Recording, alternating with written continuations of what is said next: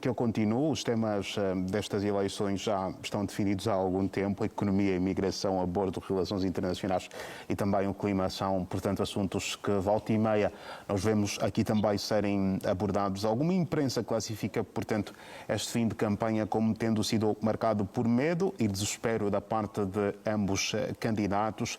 Foi o que pareceu também?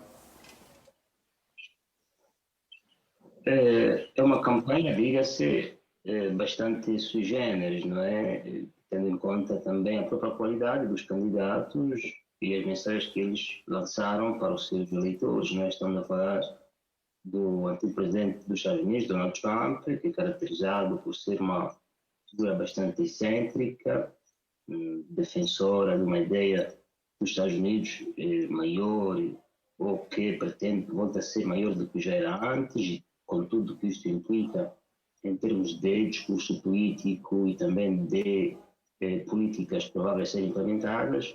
Do outro lado, temos uma candidata que tem uma passagem pela Procuradoria do Estado de Califórnia, que é a atual vice-presidente dos Estados Unidos, que chegou a ser candidata do partido por uma via excepcional, porque não era ela inicialmente a candidata para presidente dos Estados Unidos, devia ter sido o seu chefe, o presidente dos Estados Unidos. Ou seja, é uma campanha sui generis, tendo em conta os candidatos e o seu perfil, e também o contexto internacional em que isto tem lugar, que é um contexto marcado por uma cada vez mais volatilidade em relações internacionais, com o risco de um conflito, se não comercial, mas pelo menos em termos de discurso político e comercial com os principais Estados rivais do sistema internacional. Ou seja, não era de esperar, não é de estranhar que a mensagem lançada muitas vezes também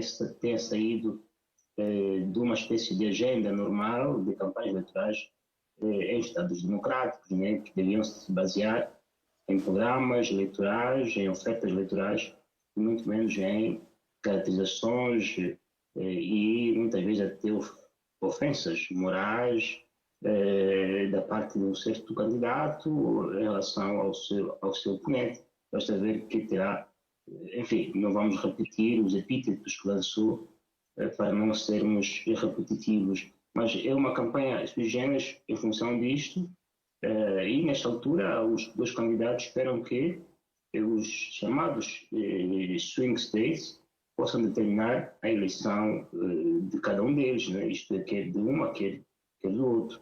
É porque os estados já consolidados, com maior ou menor surpresa, hão de votar para os seus respectivos candidatos, isto é, os estados chamados blue states irão votar para os democratas, os estados chamados red states irão votar para o Partido Republicano, mas o problema está mesmo nos chamados swing states, onde, em função da volatilidade e da incerteza do orientamento político dos habitantes, poderão votar quer um candidato.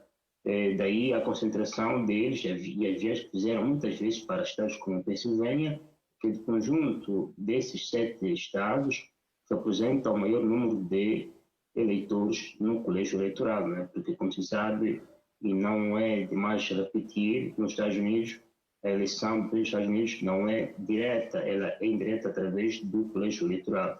E no conjunto desses 7 estados, há em causa um conjunto de 80 ou um pouco mais de eleitores, dos grandes eleitores do colégio eleitoral, daí que quem vencer esses swing states poderá seguramente conseguir o número de 270 eleitores no grande colégio de eleitores e consagrar-se vencedor das eleições. Ou seja, o vencedor das eleições não será conhecido amanhã ou depois da manhã, será conhecido quando esse colégio estiver reunido no próximo dia 16 de dezembro, segundo a Constituição dos Estados Unidos, para votarem ao eleitor, ao presidente, ao futuro presidente dos Estados Unidos. Enfim, o quadro é este e estamos expectantes, enquanto observadores de relações internacionais, sobre o êxito dessa eleição que acontece amanhã.